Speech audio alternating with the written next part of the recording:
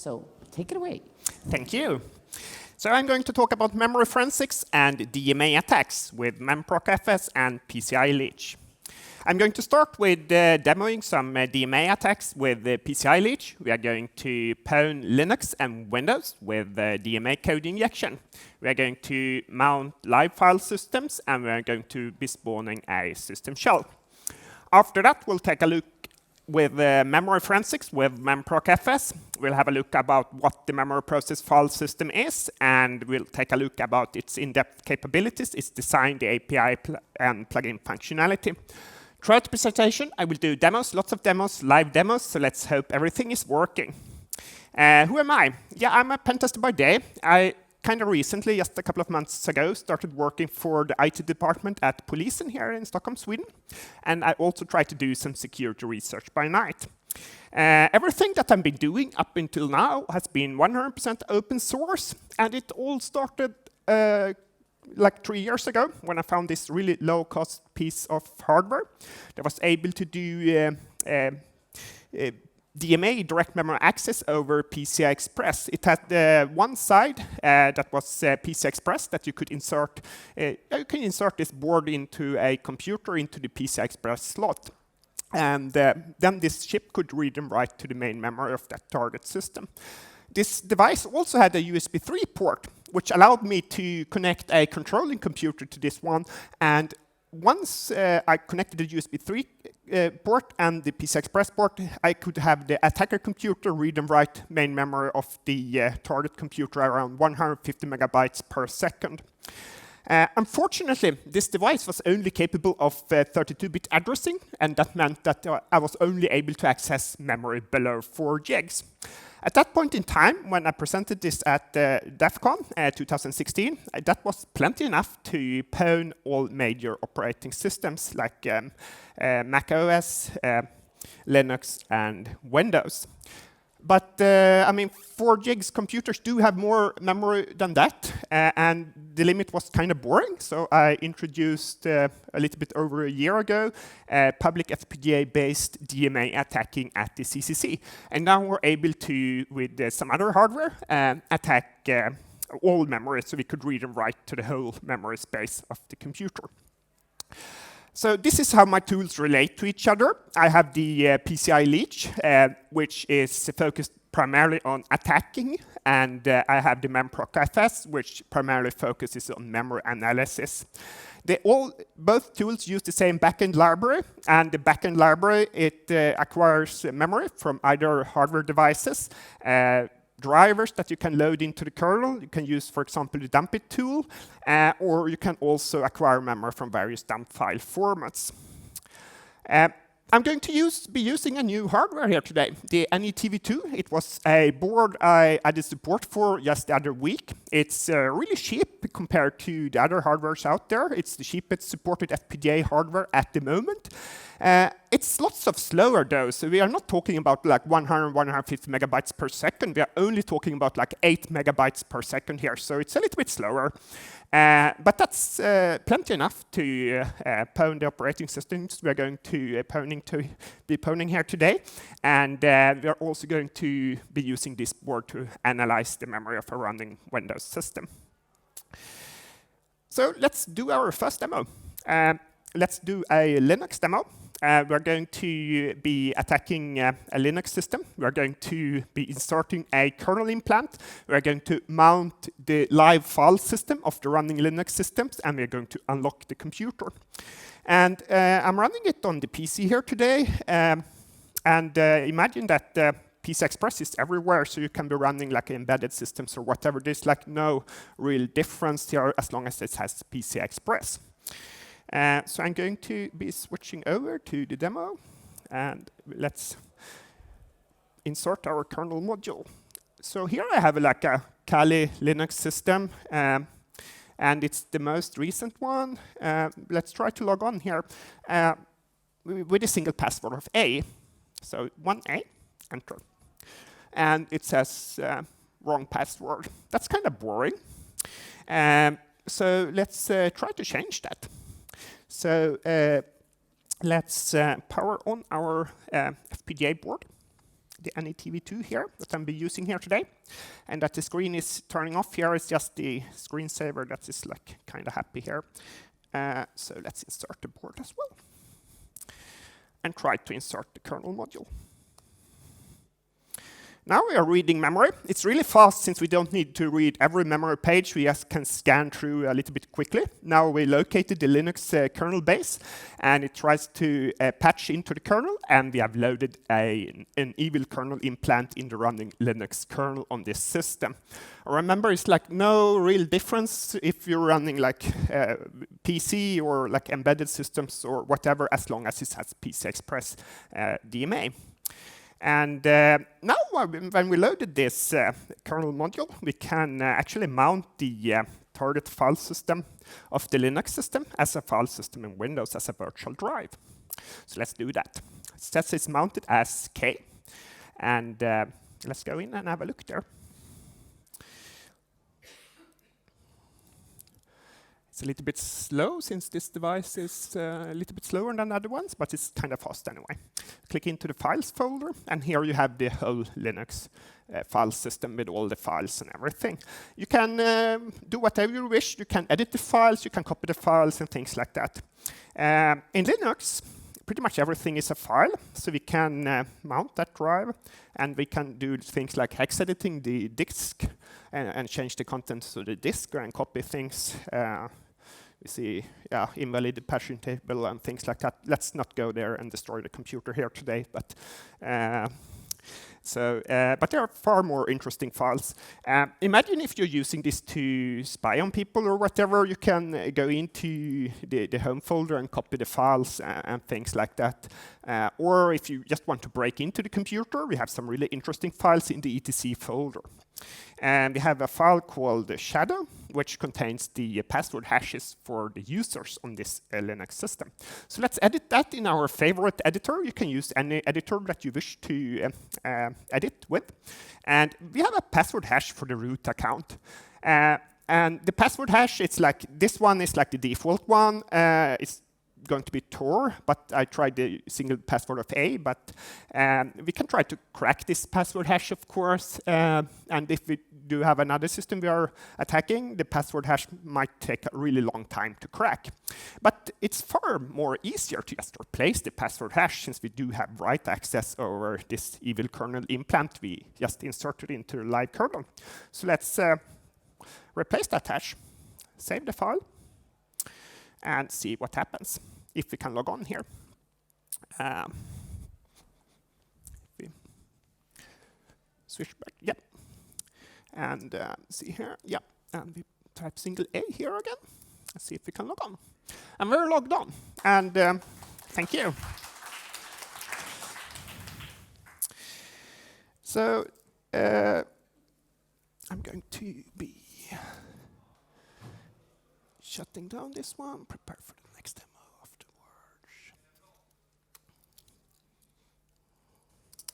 Yeah.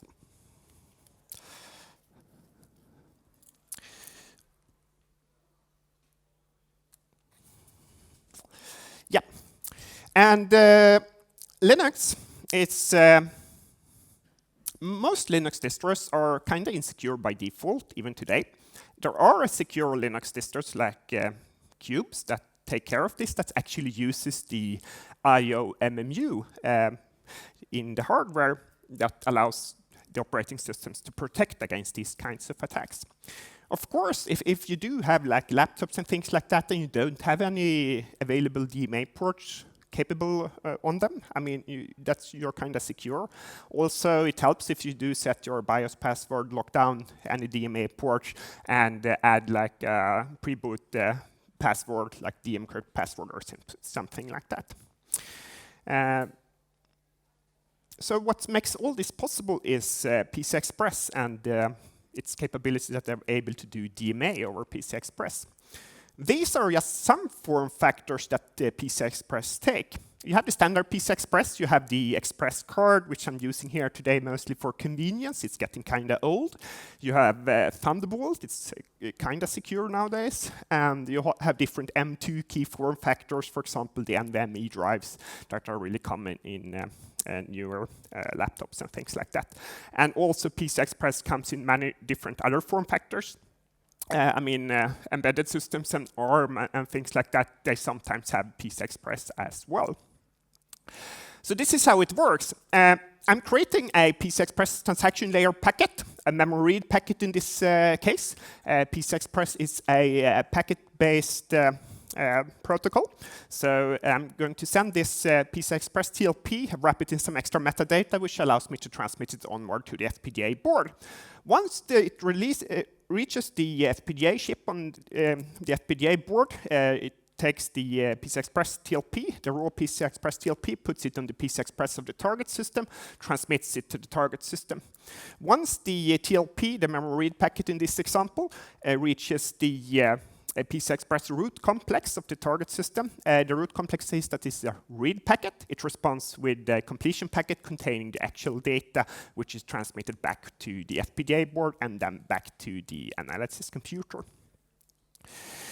So I'm going to do a Windows demo as well. I'm going to start the computer here as well. I think it should start Windows now. I'm going to execute code and spawn a system shell. I'm going to also be mounting the target file system of the Windows system. I'm going to use a kind of recent version of Windows. Switch over here and go to the Windows. So let's insert, let's do.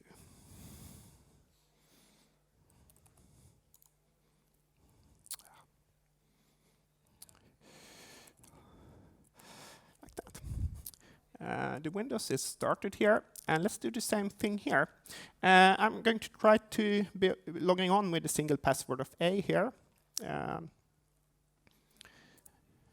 And it's not really working. So let's try to insert our kernel implant here. Take some time. And it says that we might have a kernel implant inserted, and the computer seems to be working still, so that's a good sign. So let's mount the file system using this kernel module address here. It says that we mounted the file system of the running Windows system, the locked Windows system here, as K. And then we can go in there as well, similar to what we did on the Linux system.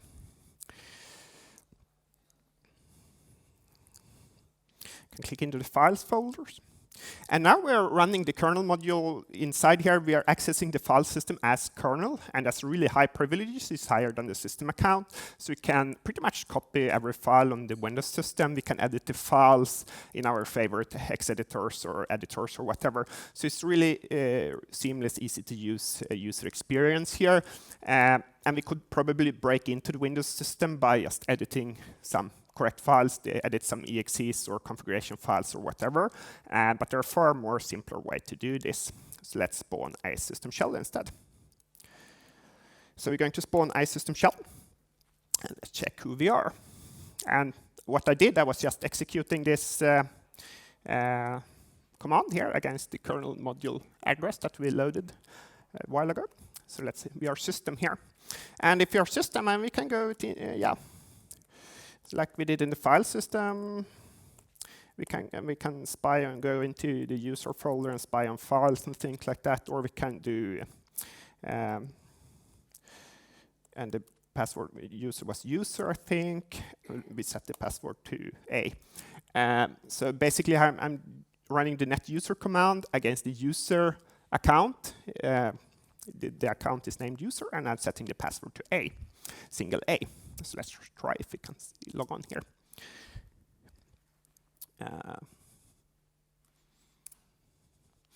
And we're in.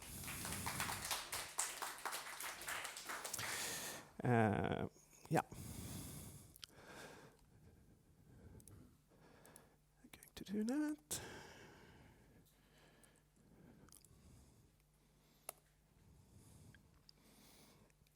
And yeah. So Windows, if you're running Windows 7, you're always going to be vulnerable against these types of attacks if you do have the DMA capable ports. if you're running Windows 10, it really depends. I mean, Microsoft has been doing a lot of awesome work in this area kind of recently, and they just the other day announced some secure PC initiatives with a lot of vendors that they secure these problems, and it's going to be on by default in the coming releases if you have the correct hardware. Right now, it's not on by default the security protections most often though. So you need to be configuring like GPOs and things like that to actually enable the protections that Windows do have against this. And it's a really hard problem for them to solve since they have lots of like old drivers that need to still be working against old devices. If I'm looking to the future for my PCILeech project, I wish to be supporting more devices in the kind of near future. Access over Wi-Fi and 4G. In fact, other people have already been doing that on the Black Hat this year. They demoed like the Pico EVB board. It's this one, this really small one there. That fits in an M2 key form factor slot in the laptop, and you can connect like a Wi-Fi or 4G board to that one. Windows user mode implants. I don't want to be toying around in the kernel all the time because that might crash the computer, and it's a lot safer to do it in user mode only, and then be looking more into ARM, Linux, Chrome OS, Android, and things like that as well. I'm going to be talking about the memory analysis with the memory process file system as well.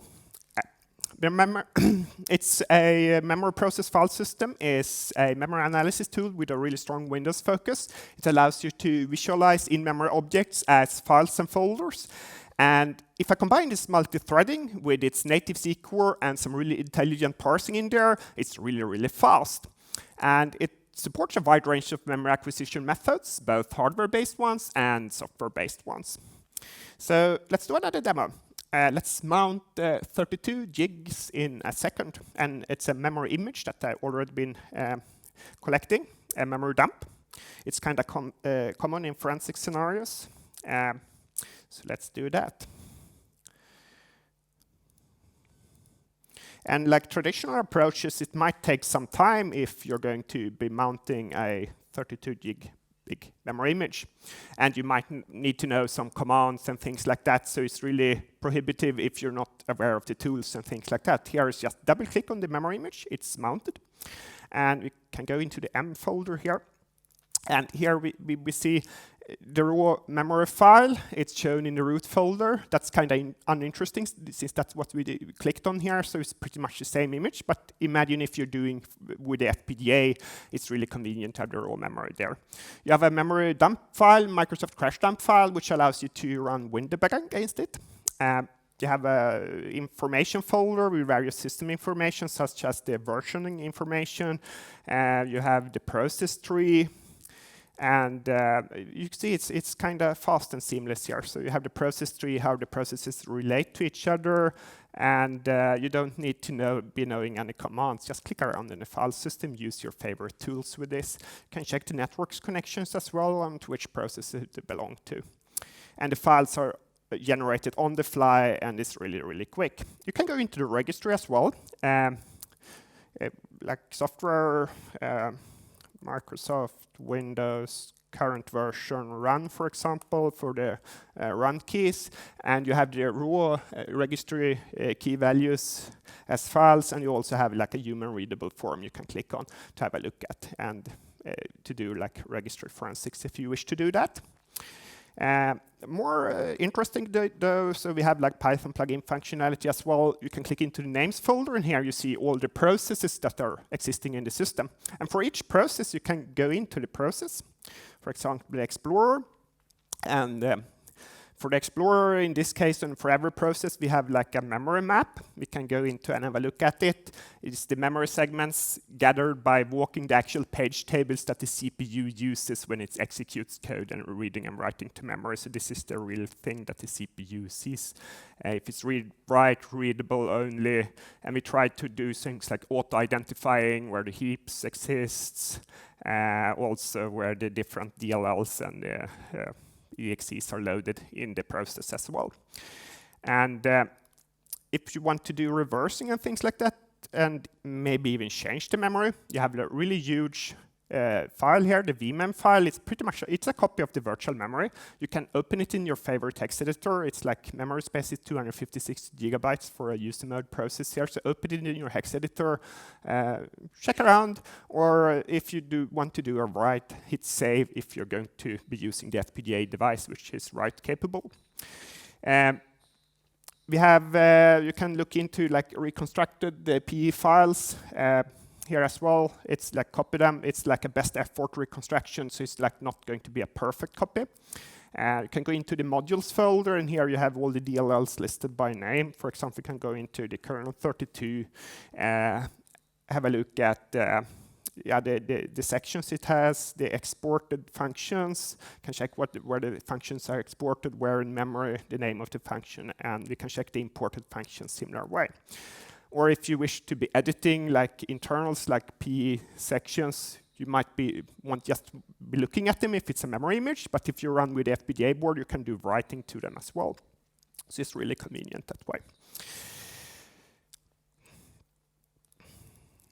So the design goals when I created MemProcFS was I wanted to have something that was really, really easy to use for the user, but really powerful still.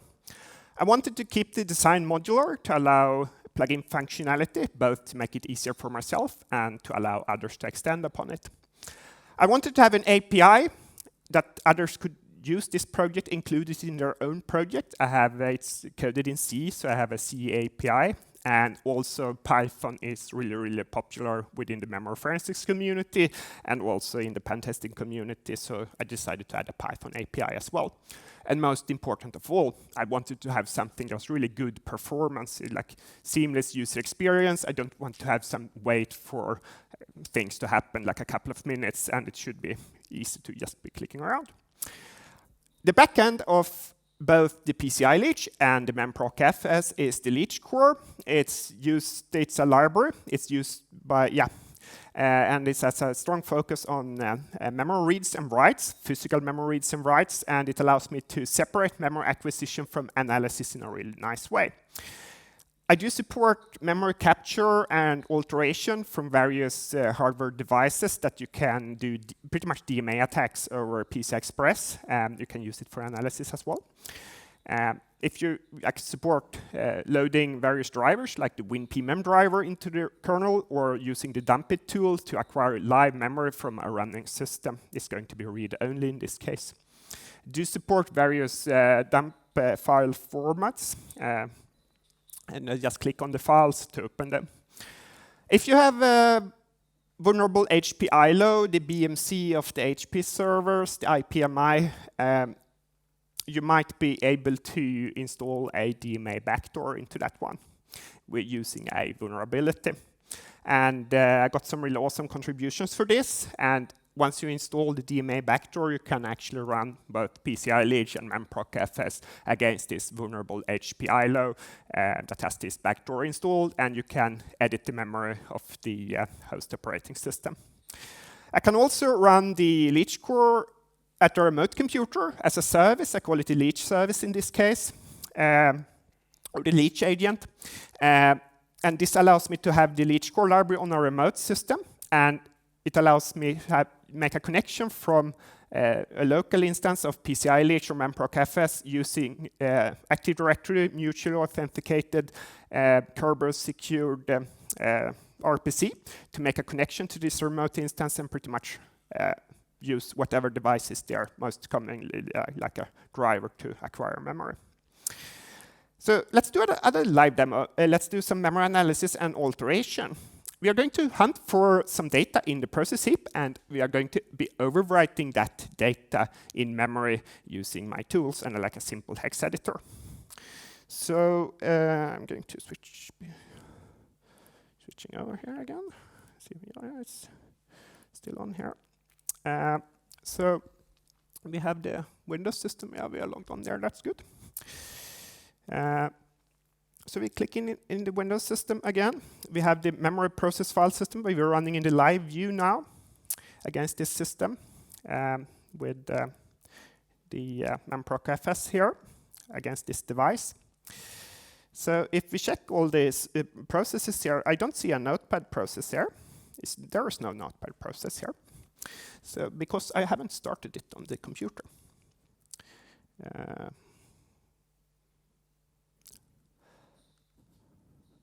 Hello, CS3, Stockholm. That's awesome. So let's do a refresh in the process list here. And we see the notepad appears here. So it's refreshed in the background to have a really good user experience. And if we do check the memory map of the notepad process, the live notepad process, we see that it has some heaps. And that's a good thing because we suspect that the text is going to be on the process heap. And we see some loaded DLLs and EXEs and things like that as well. We can edit the huge virtual memory file if we do wish, but every memory section is also mapped as an individual files in the vmemd subdirectory to make it a little bit easier for people to be using my tools. And also it's marked if it's like a heap or something like that in the file name. So let's check it out in Ubuntu. Go into the notepad process, the vmemd directory, check if we have some heap files in there. We have 3 heaps with the 00, which is the primary heap. It has some kilobytes on them and things like that. So let's search for the text, the CS3, hello CS3 text. Just do a simple strings on the files. You can use any tools you wish. And we have a hit in this heap file here. So let's do a hex edit of that heap file. And now we're going to search for the text. The text in Notepad is stored in UTF-16 little endian, so we need to search for it in hex ASCII when every second byte is 0 padded. So we're going to do the search here. Here we see the text at the bottom of the screen here. Hello, CS3 Stockholm. So if we switch back to the laptop here again, you see the text here. And if we switch back to my computer here again, let's try to change that.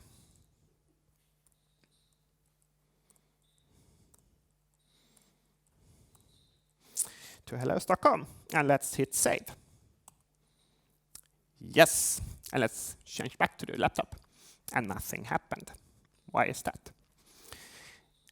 Just need to click somewhere because it's like in the frame buffer, the computer needs to be updating the frame buffer. So now we did a live memory alteration in a live process on that computer.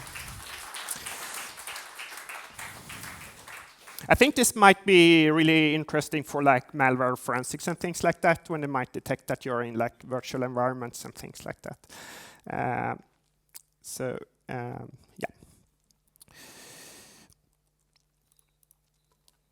So imagine that you might have like an incident response scenario. I'm going to be showing an incident response scenario and the Python API here. I imagine that you do have a suspicious process that you might have quarantined to separate VLAN in your corporate network. You might have very limited bandwidth to this network, and you might have very high latency to that network. A full memory dump for forensic purposes might be very slow. The solution might be to retrieve only the memory that you actually need and analyze it with the memory process file system. Or even better, you may run the analysis on the remote computer by submitting a Python script to that computer. This is the Python API. You have various read and write functionality. You can read and write both virtual and physical memory using the Python API. You can retrieve various kinds of process information from live processes or processes in your memory images. You can retrieve various information about modules, DLLs, and EXEs on the system. And also you can access the whole virtual file system that I've been clicking around into it, even though it's not mounted. You can just go around it, click on file, or you can open the files programmatically over the Python API. So I'm going to do a demo of I'm going to do some remote malware memory analysis. And I'm going to be connecting to a remote computer and I'm going to be clicking on files to do this analysis. So here I have like a remote system in like a virtual machine here. This one is like not really healthy. It has a lot of toolbars installed here, and it's like it has some other evil things in there as well. That is like it's just not healthy. Like the CM, we have like some indications that this system might be compromised. So we have a blue team computer as well. It's in the same Active Directory domain as this infected computer. The blue team user is an administrator on this infected computer. The infected computer user is just a normal user. So now we can connect to this computer. So we're going to do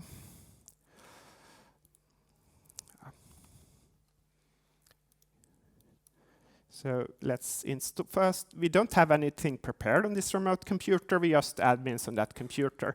So then we can go into and install by using our admin credentials we do have on this computer. We can connect to the service manager on this remote computer and install this Leech agent I've been talking about, which is basically the LeechCore library, but it's a remote functionality.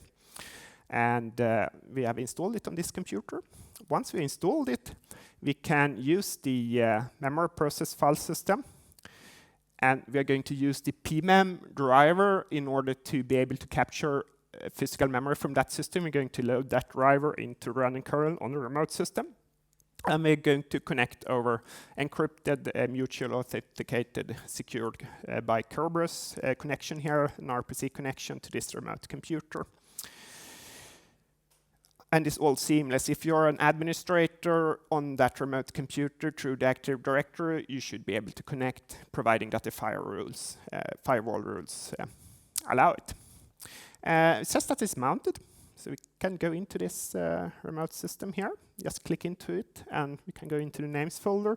And we have lots of processes. We can check the network connections, for example. That's a good thing to start with. See if we have something suspicious in there. No, pretty much. This is just Elsa's communicating with like the domain controller and a few things like that, and we have the Leech agent. So that's pretty normal. So let's go into the names folder. And I know we have an evil malware here. This one. This is not really nice. We can check the memory map, for example. And we see that we have some strange, it's really early in the memory map, we have some strange looking malware. We have some read, write, execute sections in here that might be like a telltale sign that something fishy is going on. So let's check this one with the Python API. So we're going to switch to, let's start Python.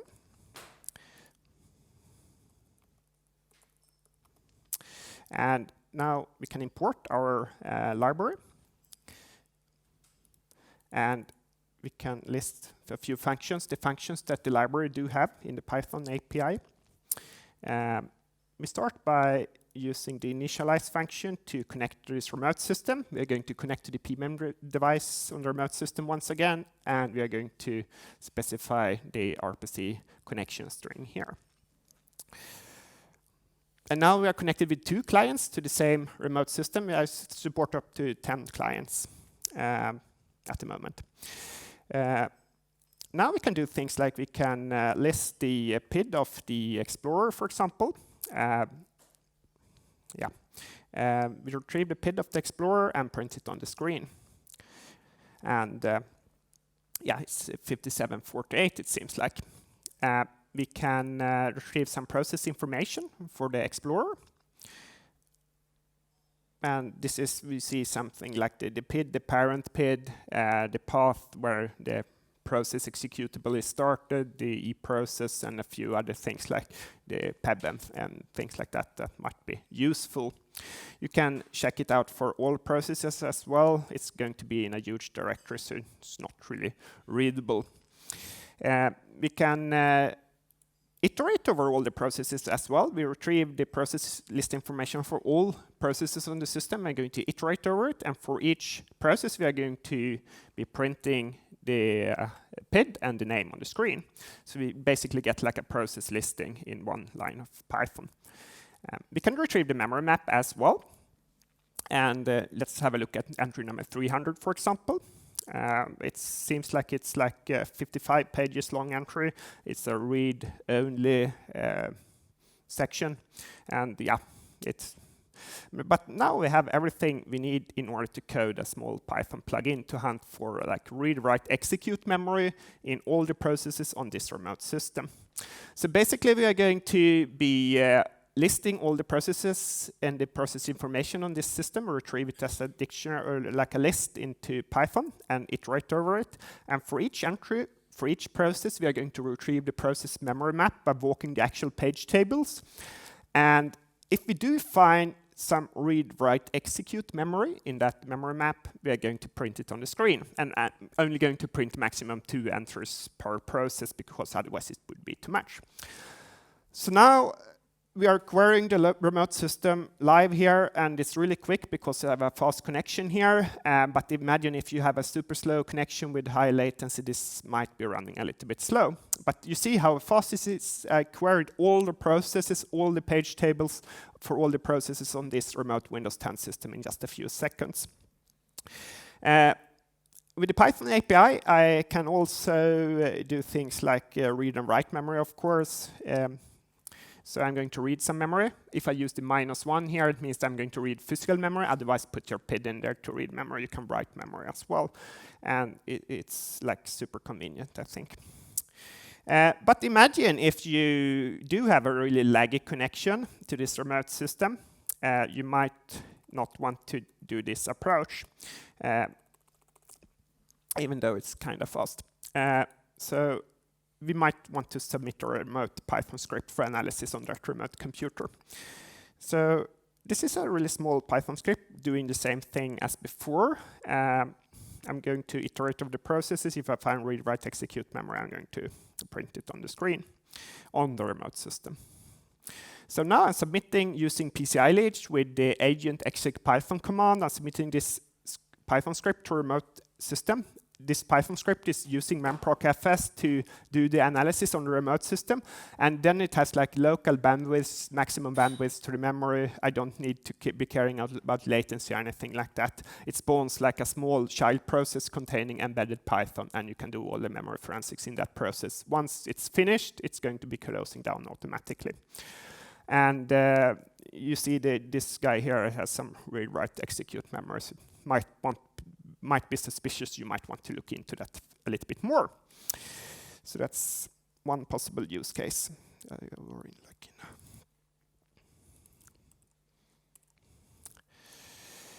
So people have been using my projects in like, for me, it was kind of unexpected use case. I didn't expect this at all, to do hardware-assisted cheating in games.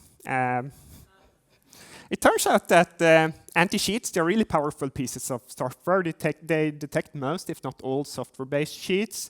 And in theory, a hardware-based cheat should only be seen as a PCI Express device on the gaming computer. And you kind of need to have PCI Express devices in order to do serious gaming, right? Like, you know, graphics cards and things like that. And if you're only going to be doing reads, you can do things like map the cloak, radar, wall hacks. It might be a little bit hard to detect. Or if you're going to be doing read-write, it might be harder to detect. And the key here is that the PCI Express device is only reading memory pretty much on the gaming system, and you do the analysis on a separate computer. Initially, when this was like started to take off, it was like touted as like the future of cheating, and we'll see that is not really the case. Here it's how it may look like. If you look closely into this gaming computer, you see the PCI Express Screamer FPGA board inserted here that allows you to access the physical memory of the target computer, and then can you use the memory analysis functionalities in order to look into the game's process. But initially it was touted as the invincible next generation of cheating. That's not really the case. Kind of immediately the anti-cheats, ICEA has a really good anti-cheat, and when they started to detect this, they wrote a blog entry about it, hardware cheats, that was kind of geared towards the gaming community. They claim that the hardware cheats has been selling in the range $1,500 to $5,000. I never saw anything about that. It's all been open source, my projects here. But it resulted in a bandwidth for both sheet customers and developers initially. And initially, it was really, really easy to detect because people were using my default bit streams for the FPGA boards that I provide on GitHub, and it has some hard-coded device IDs in there. So it was really a matter of the anti-cheats looking into the computer. If you do have this device ID, hardware device ID for a PCI Express device in your target computer, I mean, you're a cheater 100%. But it's possible to change those IDs, and the anti-cheat vendors, they claim that they are able to detect hardware-based cheats even when disguising the hardware cheat as a legitimate device. I'm not sure that's true in all cases, but it certainly makes hardware cheating a lot harder. But to sum everything up, MemProcFS is it's really fast. It has a multi-threading, and it has a native C core, so it's really, really fast compared to some other tools out on the market. It's super easy to use. It's just a matter of pointing and clicking in a virtual file system. You don't really need to know much about memory forensics to use this tool. Just install it, get going. Acquisition, I do support like dump files for forensic purposes, but also live memory acquired from either a driver on a running system or like a hardware device that I showed here today. Plugin support, it's perfectly possible to roll your own plugins, either using the C++ API or the Python API. And it's really simple to use the API as well, I hope. And people have been using it as well already. And you have the link there to my GitHub as well. And thank you.